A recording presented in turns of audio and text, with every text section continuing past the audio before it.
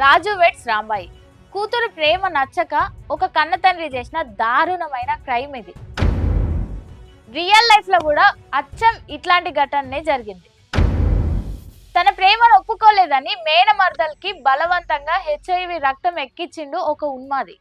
పాపం ఆ నరకాన్ని అనుభవించలేక అవమానంతో ఉరేసుకొని చనిపోయింది. జనగామ జిల్లాకు చెందిన మనోహర్ కుటుంబం 25 ఏళ్ల క్రితం హైదరాబాద్ కి షిఫ్ట్ అయింది.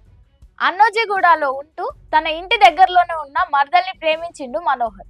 ఆ అమ్మాయి పేరెంట్స్ ముందు ఓకే చెప్పినా మనోహర్ ఫ్యామిలీకి హెచ్ఐవి పాజిటివ్ ఉండడంతో పెళ్లికి నో చెప్పిండ్రు.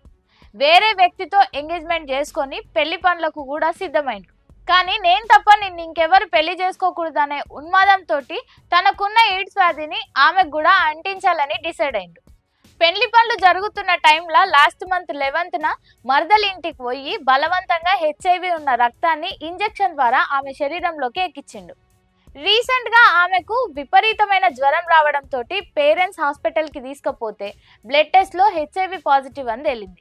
ఎట్లొచ్చింది అని ఆరాధిస్తే మనోహర్ చేసిన ఈ బ్లడీ కుట్ర బయటపడ్డది.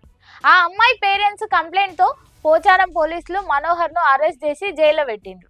కానీ ఆ జబ్బుతోటి సమాజంలో ఎట్లా బతకాలనో తెలియక పెళ్లాగిపోవడంతో తీవ్రమైన డిప్రెషన్ కి వెళ్ళిపోయింది. శుక్రవారం ఇంట్లో ఎవరూ లేని టైంలో ఉరేసుకొని ఆత్మహత్య చేసుకుంది.